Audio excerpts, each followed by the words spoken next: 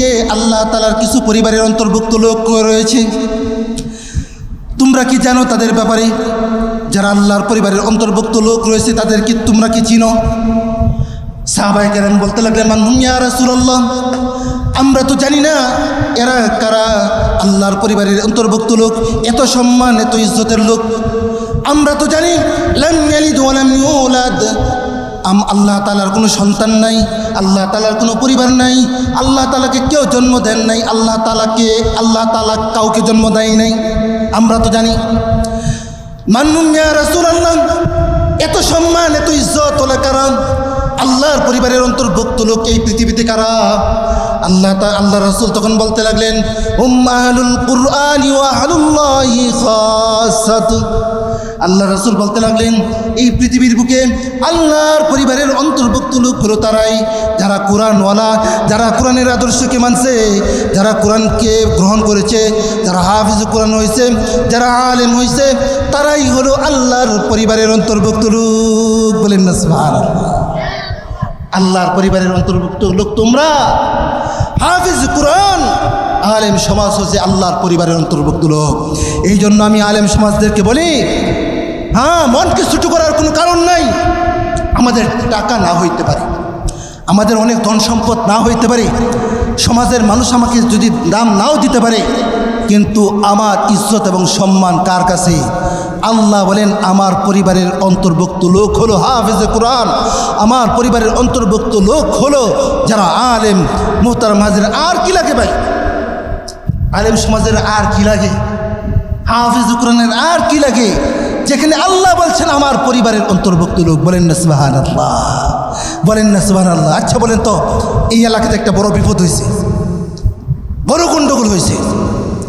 এই এলাকাতে একজন পাওয়ারফুল লোক আছে, তার পাওয়ারফুল লোক আছে, সকলের উপর মামলা, ধরেন সকলের উপর মামলা। একজন পাওয়ারফুল লোক আছে, এই পাওয়ারফুল লোক সে আগে কাকে বাঁচাবে? তার পরিবারে কে আছে, ঠিক কিনা? তার পরিবারে কে আছে, ঠিক কিনা?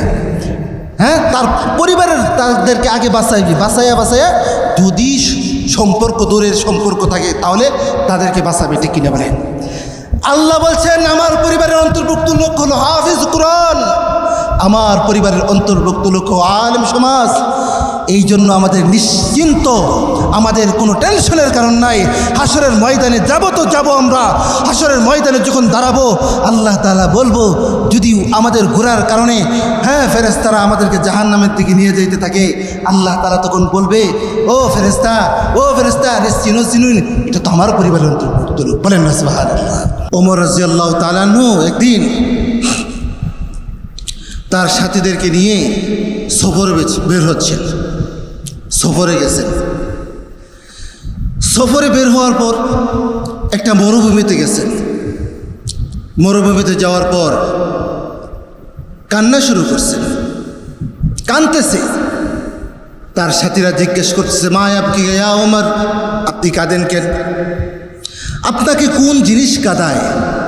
অথচ আপনার এক আঙ্গুলের ইশারায় রোম পারস্যের মতন দেশ কাঁপতে থাকে। আপনাকে কোন জিনিস কাঁদায়? মা আপনি ইয়া ওমর, আপনাকে কোন জিনিস কাঁদায়? মুহতারাম হাজরিন, তখন ওমর রাদিয়াল্লাহু তাআলা আনহু কেঁদে কেঁদে বলছিলেন, ও আমার সাথীরা, তোমরা তো জানো না, এই যে দেখছো মরুভূমি, এই মরুভূমির আমি রাখাল ছিলাম। আমি এই মরুভূমিতে উট চড়াইতাম, এই মরুভূমিতে আমি বকরি চড়াইতাম। আমার কোনো পজিশন ছিল না, আমার কোনো ইজ্জত সম্মান ছিল না। কোরআনের সাথে যেদিন আমার সম্পর্ক হয়ে গেল, কোরআনের আওয়াজ যখন আমার কানে আসলো, কোরআনের মালাকে যখন আমি গলায় পরিধান করলাম, আমি ছিলাম চাচাবন, আমার কোনো পজিশন ছিল না। এই কোরআনের সাথে সম্পর্ক হয়ে যাওয়ার কারণে এই কোরআন আমাকে জিরো থেকে হিরো বানায় দিছে। বলেন না সুবহানাল্লাহ। ওমর রাদিয়াল্লাহু তাআলা বলতে লাগলেন, আমি তো ছিলাম যাযাবর, আমাকে কেউ চিনত না, আমাকে কেউ ইজ্জত দিত না, আমাকে কেউ সম্মান করতো না। আমি ছিলাম যাযাবর। আমার যখন কোরআনের সাথে সম্পর্ক হয়ে যায়, এই কোরআনের আদর্শকে যখন আমি বুকে ধারণ করি, এই কোরআনের মালাকে যখন আমি গলায় পরিধান করলাম, এই কোরআন আমাকে যাযাবর থেকে আমিরুল মুমিনিন বানায় দিছে। বলেন না সুবহানাল্লাহ। কি বুঝলাম?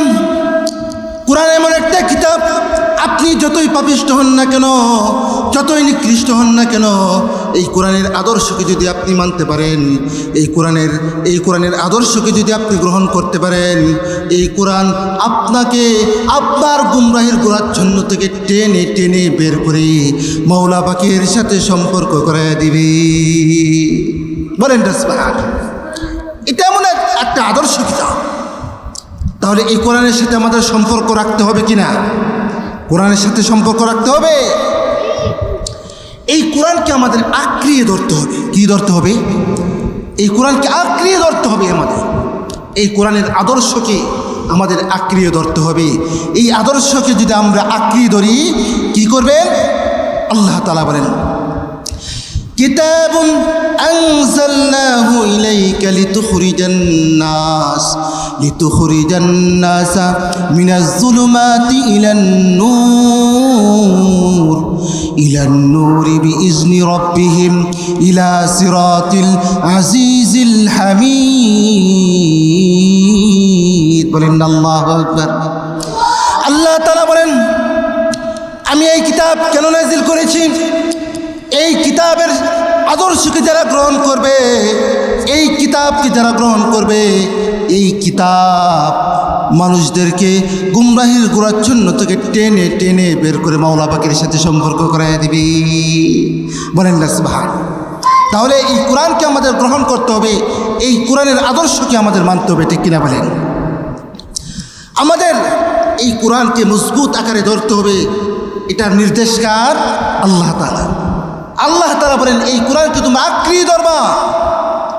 এই কোরআনকে যদি তোমরা আঁকড়িয়ে ধরো, এই কোরআনকে যদি তোমরা বুকে ধারণ করো, এই কোরআনের আদর্শকে যদি তোমরা গ্রহণ করতে পারো, তাহলে তোমাদের ঠিকানা সোজা জান্নাত। কোথায় ঠিকানা আমাদের? জান্নাত। আল্লাহ তাআলা বলেন, ওয়াতাসিমু বিহাবিলিল্লাহি জামিআন ওয়া লা তাফাররাকু। আল্লাহ বলেন, ওয়াতাসিমু বিহাবলিল্লাহ। আল্লাহর রশিকে তোমরা আঁকড়িয়ে ধরো। আল্লাহর রশিকে তোমরা আঁকড়িয়ে ধরো। আল্লাহর রশি কি? আল্লাহর রশি কি? আল্লাহর রশি হলো কোরআন। সমস্ত মুফাসসিরিন কেরাম ব্যাখ্যা করেছেন আল্লাহর রশি মানে কি? কোরআন। আল্লাহ তাআলা দেখেন কত সুন্দরভাবে কোরআনকে রশির সাথে তাসবিহ দিয়েছেন। কিসের সাথে? কোরআনকে রশির সাথে তাসবিহ দিয়েছেন। কেন? আচ্ছা মনে করেন এখানে একটা কুয়া, কুয়ার মাঝে একটা লোক পড়ে গেছে। আচ্ছা বলেন তো, এই লোককে তুলতে হলে, কুয়া থেকে তুলতে হলে কি করতে হবে? হ্যাঁ, রশি ফালাইতে হবে। রশির গোড়াতে একজন ধরতে হবে। রশির গোড়াতে একজন ধরে টেনে টেনে তুলবে, আর যে নিচে পড়ে গেছে তাকে বলতে হবে কি, ভাই মজবুত সহকারে রশিকে ধরো, ঠিক কিনা? মজবুত সহকারে রশিকে ধরো। যদি ওই মানুষটা মজবুত সহকারে রশিকে ধরে, আর এই গোড়াতে যে আছে সে সুন্দর করে টান দেয়, আস্তে আস্তে কুয়ার থেকে উঠবে কি উঠবে না? উঠবে। আল্লাহ তাআলা দেখেন কোরআনকে রশির সাথে, রজ্জুর সাথে তাসবিহ দিয়েছেন। কেন? আল্লাহ তাআলা এই দুনিয়াতে রশি পাঠাইছেন, কোরআন নামক রশি পাঠাইছেন। কে? কোরআন নামক রশি পাঠাইছেন। এই রশির গোড়াতে কে আছেন? আমার আল্লাহ। এই রশির গোড়াতে কে আছেন? আমার আল্লাহ। আল্লাহ তাআলা বলতেছেন, বুঝাইতে চাচ্ছেন, ও জগতের মানুষ, এই রশির গোড়াতে আমি আসি, আমার কাছে এই রশির মাথা। এই রশিকে দুনিয়াতে পাঠাইলাম, কোরআন নামক রশিকে দুনিয়াতে পাঠাইলাম। তোমরা যদি এই রশিকে মজবুত সহকারে ধরো, আল্লাহ তাআলা বুঝাইতে চাচ্ছেন এই রশিকে তোমরা মজবুত সহকারে ধরবা, আমি আল্লাহ টেনে টেনে টেনে টেনে তোমাকে জান্নাত পর্যন্ত পৌঁছে দেব। বলেন না সুবহানাল্লাহ। এই জন্য আল্লাহ তাআলা বলেন, ওয়াতাসিমু বিহাবলিল্লাহি জামিআন ওয়া লা তাফাররাকু। তোমরা এই কোরআনকে আল্লাহর রশিকে মজবুত আকারে ধরবা, পৃথক হবা না। এই রশিকে তোমরা মজবুত আকারে ধরবা। তোমরা কি হয়ে যাবে না, আলাদা আলাদা বিভক্ত হয়ে যাইবা না, একবার ঐক্যবদ্ধভাবে আল্লাহর কোরআনকে ধরতে হবে, ঠিক কিনা বলেন? মুহতারাম হাজরিন, এখন দরাই তো বেশ কম আছে, না? দরাই বেশ কম আছে কিনা? এখন মনে করবেন হুজুরে কইছে তো, হ্যাঁ, কোরআনকে ধরতে। সকালবেলা একবার কোরআনকে ধরবেন, রাতের বেলা একবার কোরআনকে ধরবেন। কথা এরকম নাকি? হ্যাঁ, সকালবেলা একবার কোরআনকে একবারে মজবুত বুকের সাথে ধরাই নেবেন, হ্যাঁ, আবার বিকালবেলা কোরআনকে একবারে ধরাই নেবেন, বুকের সাথে ধরবেন মজবুত আকারে, হবে? হ্যাঁ, দরাই বেশ কম আছে কিনা? দরাই বেশ কম আছে। মুহতারাম হাজরিন, এক লোক তার সন্তানকে গান শিখাবে। কি শিখাবে? গান শিখাবে। গানের মাস্টার রাখছে। কার মাস্টার? গানের মাস্টার রাখছে। এখন গানের মাস্টার তার সন্তানকে গান শেখায়, প্রতিদিন গান শেখায়, কিন্তু তার সন্তান পারে না, সুর ধরতে পারে না। কি ধরতে পারে না? সুর ধরতে পারে না। গানের মাস্টার রাখছে কত? 5,000 টাকা মাস। কত টাকা মাস? 5,000 টাকা। আছে কিনা? ছাত্র কি ইংলিশ মিডিয়াম পড়া, সন্তান কি ইংলিশ মিডিয়ামে পড়া, স্কুলে পড়া? 5,000 10,000 টাকা মাসে বেতন দেয় কি দেয় না? গানের মাস্টার রাখছে, এই গানের মাস্টারে 5,000 টাকা বেতন দেয় কি দেয় না? মাদ্রাসা শিক্ষা, কোরআন শিক্ষার জন্য যদি মাদ্রাসায় ছাত্র ভর্তি করে, হুজুর টাকা নাই, 500 টাকা বেতন। না হুজুর 200 টাকা দিব। আমি না, একবারে করি। ওর সন্তানকে যদি স্কুলে ভর্তি করায়, যদি 5,000 লাগবে, হুজুর স্যার রাজি আছে 5,000। আরে আমার সন্তানকে ভর্তি করেন। কি বলে না?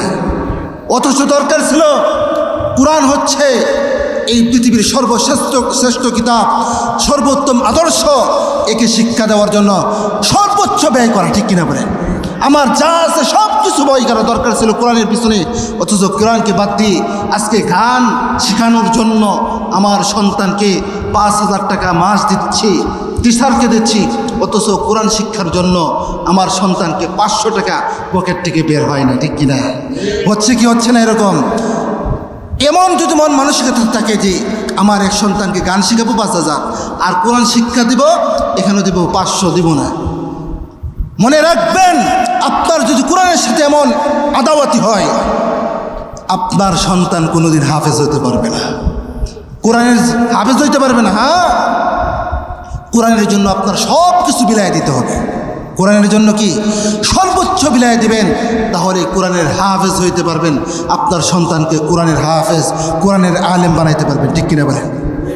বলতেছিলাম, গানের মাস্টার রাখছে 5,000 টাকা বেতন। গান তো ধরতে না, গান শিখতে পারে না। পরে স্যারে বলতেছে, তোমারে আর পড়াবো না। কি? তোমারে আর পড়াবো না। ছাত্র বলতেছে, কেন স্যার পড়াবেন না? তুমি তো সুর ধরতে পারো না। কি ধরতে পারো না? সুর ধরতে পারো না। এখন ছাত্র বলতেছে, আচ্ছা স্যার, আগামীকাল আইসেন, আমি সুর ধরবো ইনশাআল্লাহ। আমি কি আগামীকাল সুর ধরবো, আপনি আইসেন।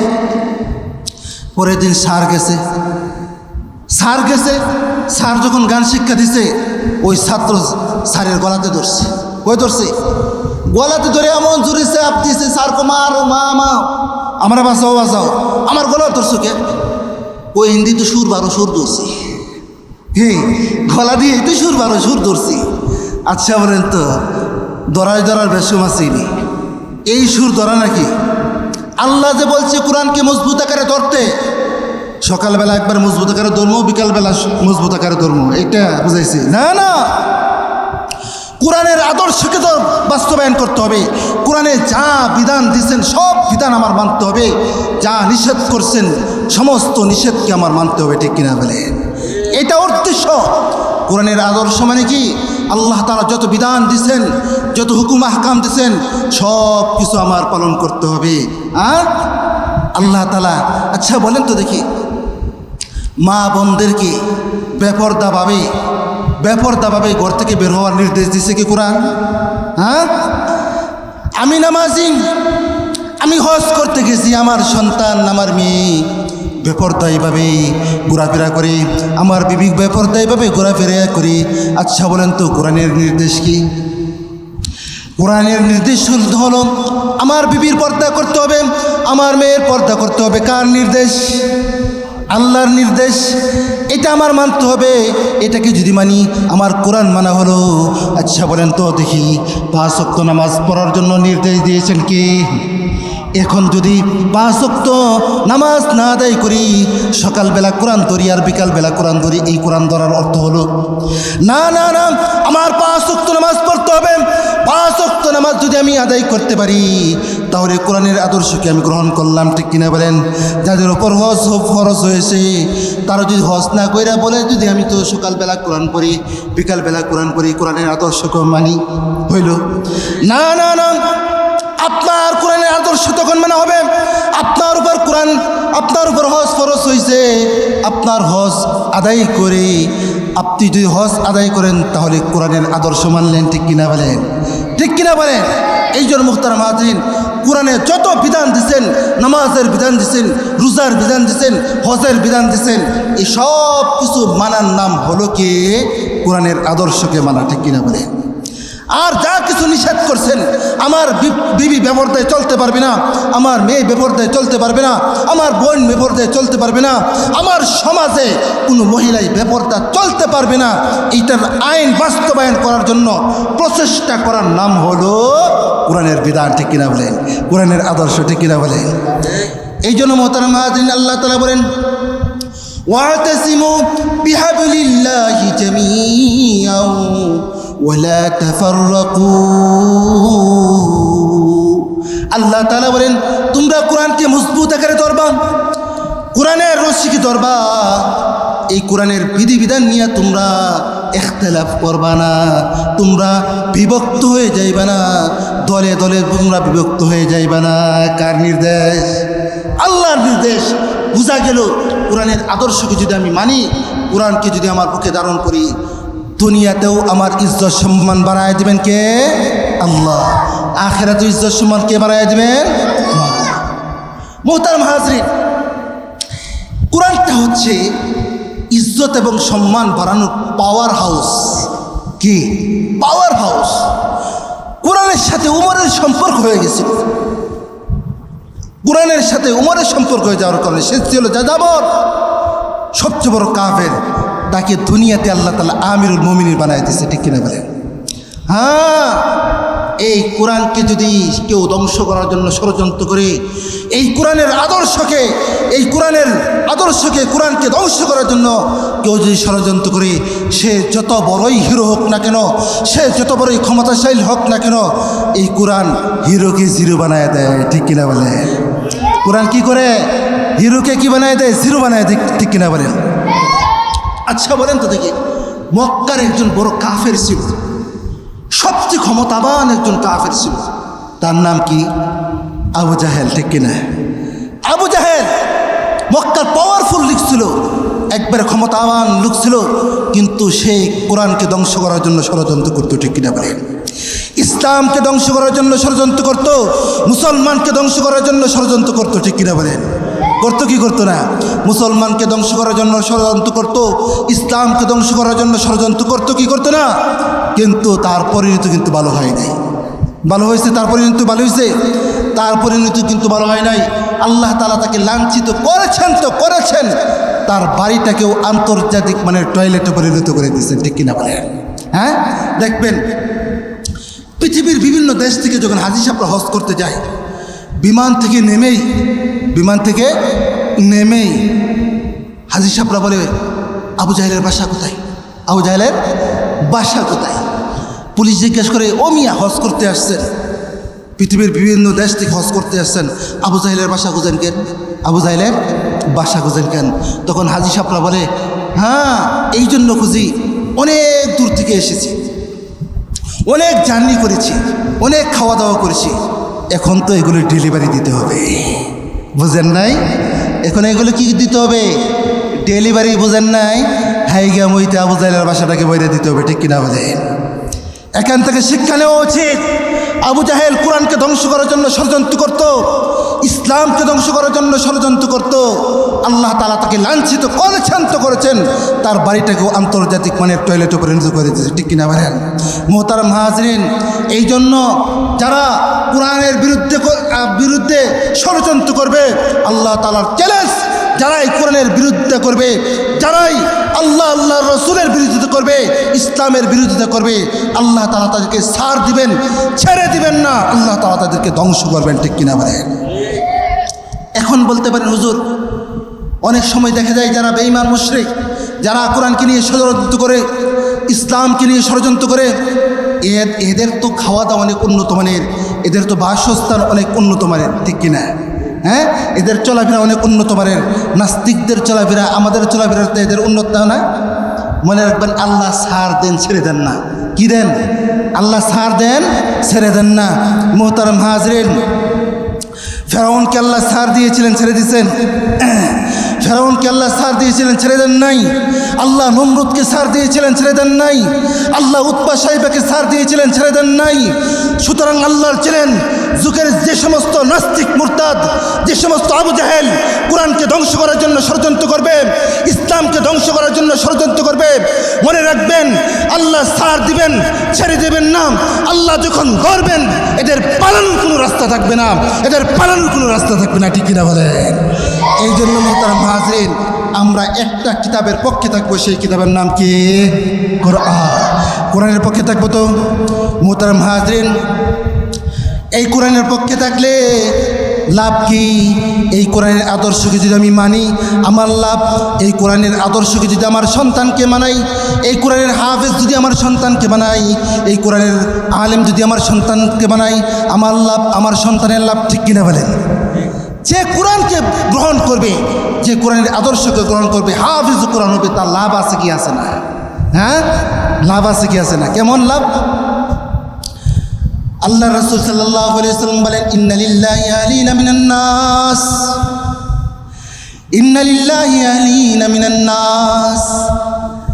আল্লাহ রাসূল সাল্লাল্লাহু আলাইহি ওয়াসাল্লাম সাহাবায়ে কেরামদেরকে বললেন, ও আমার সাহাবায়ে কেরাম, তোমরা কি জানো এই পৃথিবীর বুকে আল্লাহ তাআলার কিছু পরিবারের অন্তর্ভুক্ত লোক রয়েছে? তোমরা কি জানো তাদের ব্যাপারে? যারা আল্লাহর পরিবারের অন্তর্ভুক্ত লোক রয়েছে, তাদের কি তোমরা কি চিনো? সাহাবায়ে কেরাম বলতে লাগলেন, মান হুম ইয়া রাসূলুল্লাহ, আমরা তো জানি না এরা কারা। আল্লাহর পরিবারের অন্তর্ভুক্ত লোক, এত সম্মান, এত ইজ্জতের লোক, আমরা তো জানি লাম ইয়ালিদ ওয়া লাম ইউলাদ, আল্লাহ তাআলার কোনো সন্তান নাই, আল্লাহ তাআলার কোনো পরিবার নাই, আল্লাহ তাআলাকে কেউ জন্ম দেন নাই, আল্লাহ তাআলা কাউকে জন্ম দেয় নাই, আমরা তো জানি। মান্নুম ইয়া রাসূলুল্লাহ, এত সম্মান, এত ইজ্জত ওলা কারা? আল্লাহর পরিবারের অন্তর্ভুক্ত লোক এই পৃথিবীতে কারা? আল্লাহ রাসূল তখন বলতে লাগলেন, উম্মাহুল কুরআনি ওয়া আহলুল্লাহি খাসাতু। আল্লাহ রাসূল বলতে লাগলেন, এই পৃথিবীর বুকে আল্লাহর পরিবারের অন্তর্ভুক্ত লোক হলো তারাই যারা কোরআনওয়ালা, যারা কোরআনের আদর্শকে মানছে, যারা কোরআনকে গ্রহণ করেছে, যারা হাফিজ কোরআন হয়েছে, যারা আলেম হয়েছে, তারাই হলো আল্লাহর পরিবারের অন্তর্ভুক্ত লোক। বলেন না সুবহানাল্লাহ? আল্লাহর পরিবারের অন্তর্ভুক্ত লোক তোমরা। হাফিজ কোরআন, আলেম সমাজ হচ্ছে আল্লাহর পরিবারের অন্তর্ভুক্ত লোক। এই জন্য আমি আলেম সমাজদেরকে বলি, হ্যাঁ, মনকে ছোটো করার কোনো কারণ নাই। আমাদের টাকা না হইতে পারে, আমাদের অনেক ধন সম্পদ না হইতে পারে, সমাজের মানুষ আমাকে যদি দাম নাও দিতে পারে, কিন্তু আমার ইজ্জত এবং সম্মান কার কাছে? আল্লাহ বলেন, আমার পরিবারের অন্তর্ভুক্ত লোক হলো হাফেজে কোরআন, আমার পরিবারের অন্তর্ভুক্ত লোক হলো যারা আলেম। মোহতারাম হাজির, আর কি লাগে ভাই? আলেম সমাজের আর কি লাগে? হাফেজ কোরআনের আর কি লাগে? যেখানে আল্লাহ বলছেন আমার পরিবারের অন্তর্ভুক্ত লোক। বলেন না সুবহানাল্লাহ? বলেন না সুবহানাল্লাহ? আচ্ছা বলেন তো, এই এলাকাতে একটা বড় বিপদ হয়েছে, বড় গণ্ডগোল হয়েছে। এই এলাকাতে একজন পাওয়ারফুল লোক আছে, তার পাওয়ারফুল লোক আছে, সকলের উপর মামলা, ধরেন সকলের উপর মামলা। একজন পাওয়ারফুল লোক আছে, এই পাওয়ারফুল লোক সে আগে কাকে বাঁচাবে? তার পরিবারে কে আছে? ঠিক কিনা?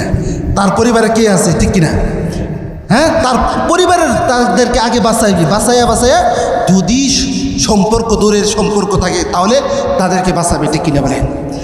আল্লাহ বলছেন আমার পরিবারের অন্তর্ভুক্ত লোক হলো হাফিজ কুরআন, আমার পরিবারের অন্তর্ভুক্ত লোক আলেম সমাজ। এই জন্য আমাদের নিশ্চিন্ত, আমাদের কোনো টেনশনের কারণ নাই। হাসরের ময়দানে যাব তো যাব, আমরা হাসরের ময়দানে যখন দাঁড়াবো আল্লাহ তাআলা বলবো, যদি আমাদের ঘোরার কারণে ফেরেশতারা আমাদেরকে জাহান্নামের দিকে নিয়ে যেতে থাকে, আল্লাহ তাআলা তখন বলবে, ও ফেরেশতা, আরে চিনুন, এটা তো আমার পরিবারের অন্তর্ভুক্ত লোক। বলেন না সুবহানাল্লাহ। এরে কোথায় নিয়ে যাও? এটা তো আমার পরিবারের অন্তর্ভুক্ত লোক, এরে তুমি জাহান্নামে নিতে পারবে না। আল্লাহ তাআলা তার পরিবারের অন্তর্ভুক্ত লোককে টেনে টেনে জান্নাত পর্যন্ত নিয়ে যাবে। বলেন না সুবহানাল্লাহ। তাহলে আমরা হাফিজুল কোরআন হইয়া লাভ হয়েছে কিনা? যারা আলেম হয়েছি আমাদের লাভ হয়েছে কিনা? মুহতারাম হাজরিন, আমরা যদি আমাদের সন্তানকেও যদি আলেম বানাই, হাফেজ বানাই, হাফিজুল কোরআন বানাই, লাভ আছে কিনা? লাভ আছে। আজকে তো আমরা দুনিয়ার লাভ চাই, দুনিয়ার লাভ চাই না। আমরা মনে করি আমাদের সন্তান যদি ব্যারিস্টার হয়ে যায়, আমাদের সন্তান যদি জজ হয়ে যায়, আমাদের সন্তান যদি ডাক্তার হয়ে যায়, আহা কি করব। আরে চিনুনি, আমার ছেলে একটা ডাক্তার, কি ডাক্তার। আরে আমার চিনুনি, আমার ছেলে একটা ব্যারিস্টার। আরে চিনুনি, আমার ছেলে উকিল। বলে কি বলে না? বলে কি বলে না?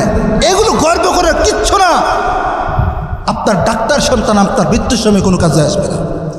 আপনার ইঞ্জিনিয়ার সন্তান আপনার কোনো কাজে আসবে না, মৃত্যুর সময় কোনো কাজে আসবে না, কবরে কোনো কাজে আসবে না। আসবে?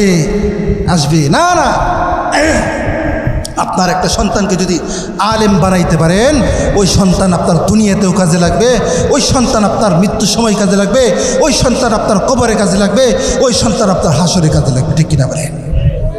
দুনিয়াতে কাজে লাগবে কিনা?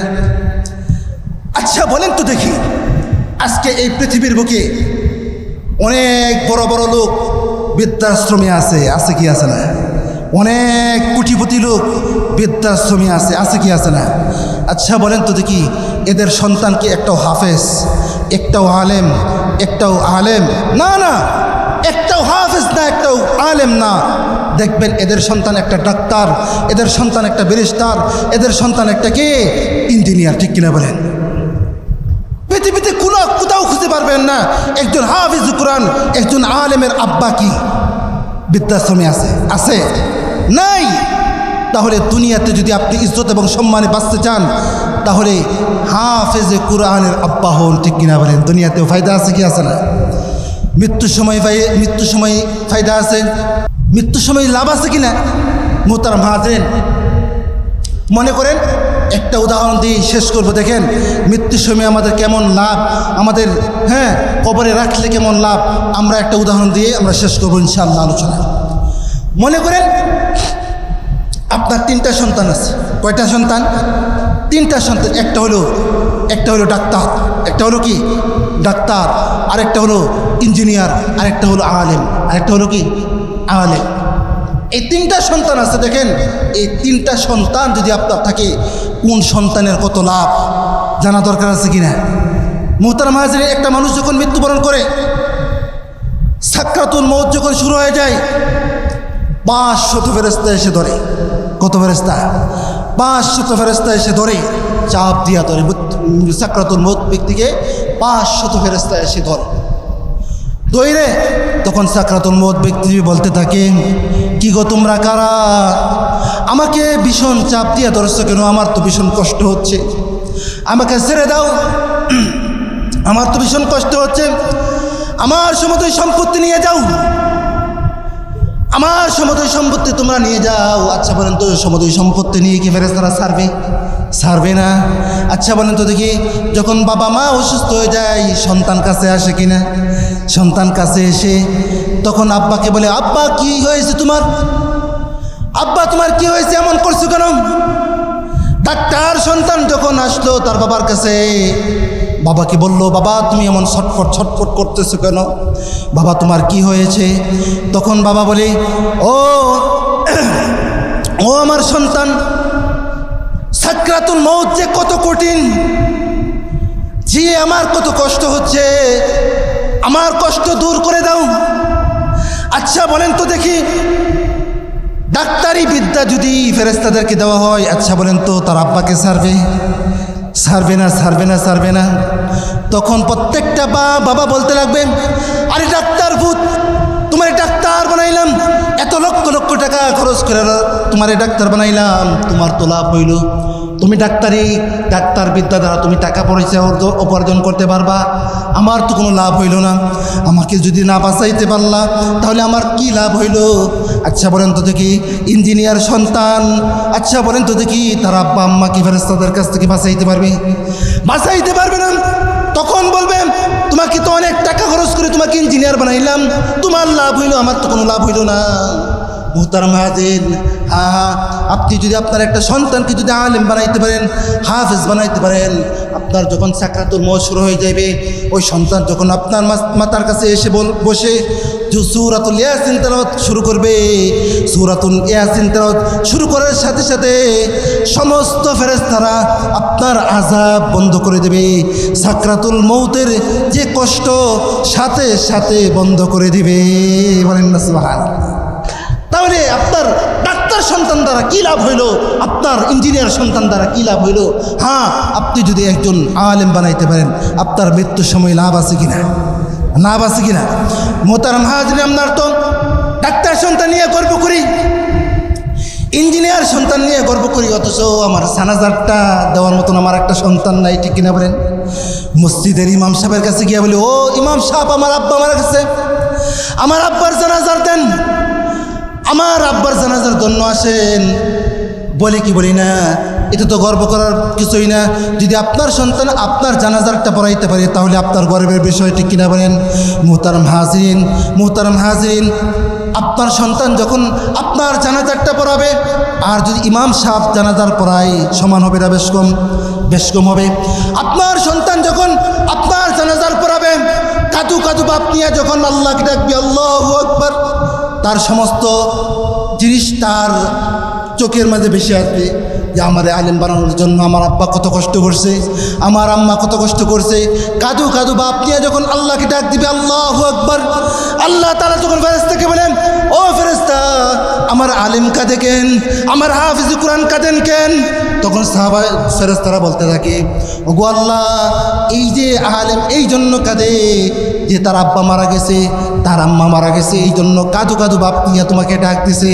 আল্লাহ তাআলা তখন বলতে থাকে, ও ফেরেশতারা, তোরা সাক্ষী থাক, তোরা সাক্ষী থাক, এই যে আলেমের আব্বা আম্মা মারা গেছে, এই আলেমের কারণে, এই হাফিজের কারণে তার আব্বা আম্মার জীবনের সব গুনাহ মাফ করে দিলাম।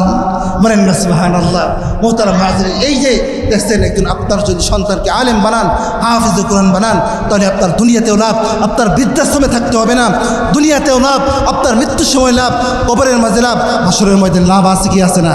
যে কথাগুলো বললাম, আল্লাহ তাআলা আমাদেরকে আমল করার তৌফিক দান করুক। ওয়া আখির দাওয়ানা আলহামদুলিল্লাহি রাব্বিল আলামিন।